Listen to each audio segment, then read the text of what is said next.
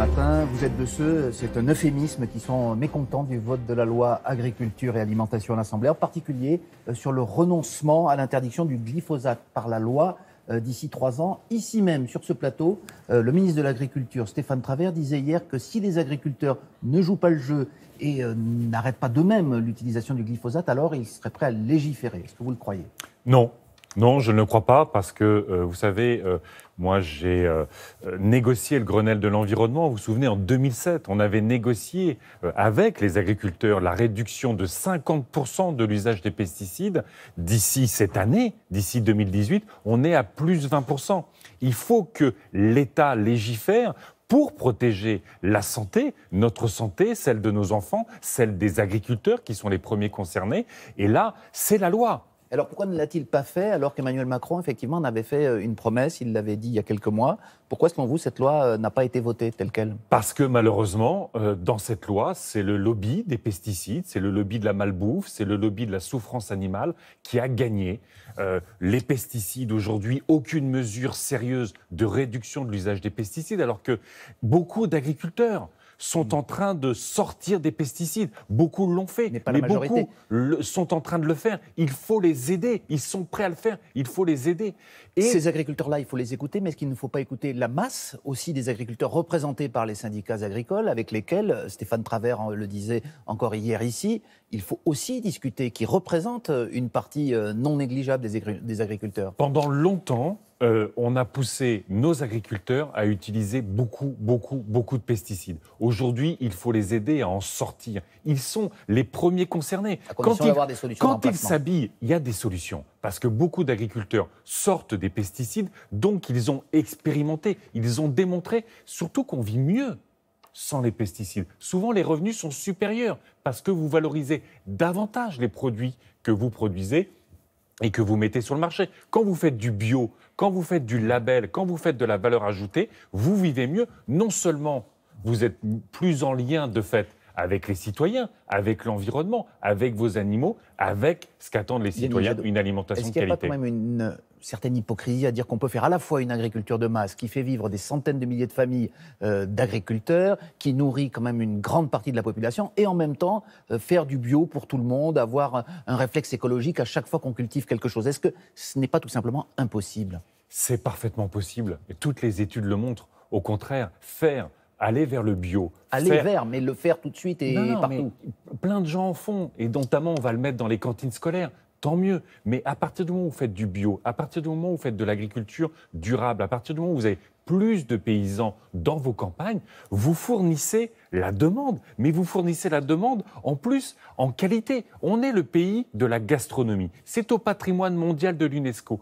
Et ce que fait le ministère de l'Agriculture, ce qu'il y a dans cette loi, c'est de construire de la malbouffe, mondialisée. Dans la loi ? Lorsque vous voyez, par exemple, que seront imposés 20% de bio, de produits bio dans les cantines, je parlais du Grenelle de l'environnement en 2007. Nous avions gagné cette mesure en 2007 pour qu'elle soit appliquée en 2012. On est à 4% aujourd'hui. Mais dans cette loi aussi, les Français sont effarés. Ont un sentiment terrible quand ils voient toutes ces images dans les élevages, quand ils voient les images dans les abattoirs, le broyage des poussins vivants. Et là, c'est pareil, aucune mesure pour améliorer, réduire la souffrance animale. Pour quelle raison ? Il y a des cadeaux, selon vous ?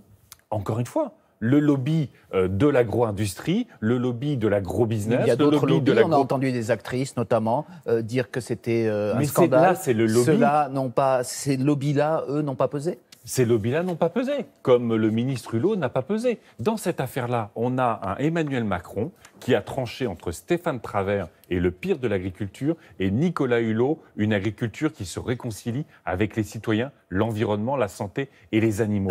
Et malheureusement, c'est Emmanuel Macron qui a choisi cette politique. Et donc, rupture d'un engagement sur le glyphosate, rupture d'un engagement sur la vidéosurveillance dans les abattoirs, rupture d'un engagement sur les poules pondeuses dans les cages.